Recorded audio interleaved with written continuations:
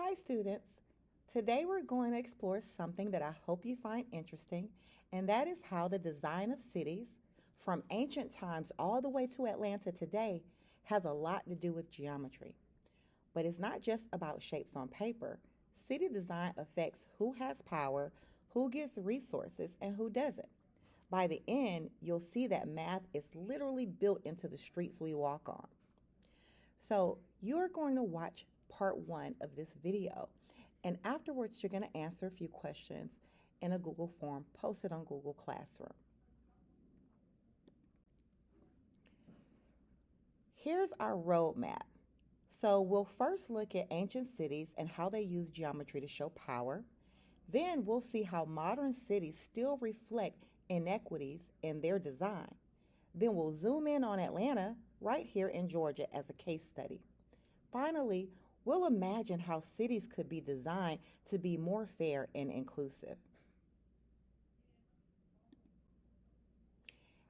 So here's an image that reflects an ancient city. And ancient cities weren't random, they were carefully designed.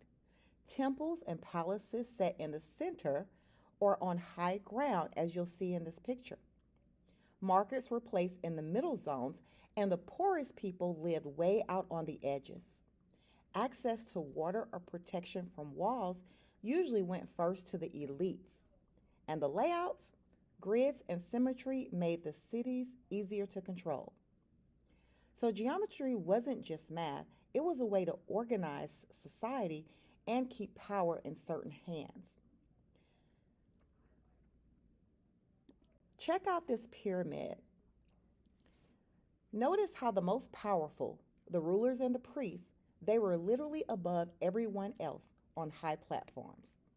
Merchants and artisans were in the middle, and regular citizens lower, and marginalized groups pushed to the very edges. City design made social class visible. It's like the city was saying, look up, the powerful are on top, and you're not. Geometry, like height and symmetry, was a tool to make that division crystal clear. Okay, fast forward to modern times. Cities today might look different, but they still reflect inequality. In the US, we had something called redlining. That's when maps literally outlined neighborhoods, often black neighborhoods, and denied them loans and resources. And it still matters today.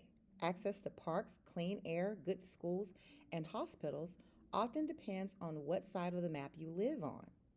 Highways, zoning laws, even street grids, they can separate people just as much as ancient walls did.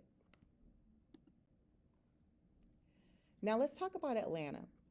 The city's neighborhoods were shaped by segregation and redlining. The West End and South Atlanta, which were historically black, didn't get much investment. Meanwhile, areas like Buckhead got tons of resources, parks, schools, infrastructure. Midtown got sustained investment too. Today, you can still see those differences. It's like history left a fingerprint on the city map, and we're still living with it. Geometry shows up right here in Atlanta. The I-75, I-85 connector highway cut through black neighborhoods, forcing families out. Some areas like Bankhead are farther from hospitals and grocery stores, but in places like Midtown or Emmett Park, you've got walkable grids, bike lanes, and the Beltline.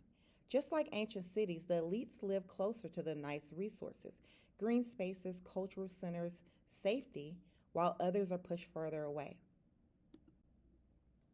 So let's compare. Ancient cities put temples and palaces in the center. Modern cities put museums and theaters in wealthy neighborhoods. Ancient cities gave elites the best access to water. Modern cities gave elites better access to green space and clean air. Ancient walls and gates limited movement. Modern highways and zoning do the same thing. Whether ancient or modern, geometry is never neutral. It decides who gets what. But here's the good news. If city design can create inequity, it can also be redesigned for fairness. We can invest in neighborhoods that were ignored, build affordable housing near parks and transit, and make zoning rules that encourage mixed communities. Geometry can help us plan grids that connect instead of divide, or place schools and hospitals so that everyone is equally close. Basically, math can be used to make cities fair instead of unfair. So here's what we've learned. Cities have always reflected social hierarchies. Geometry, grid, symmetry, elevation has been used to enforce power. Atlanta's neighborhoods show us how history continues to shape access today. But with intentional planning, we can use geometry to design cities that are just, inclusive, and equitable.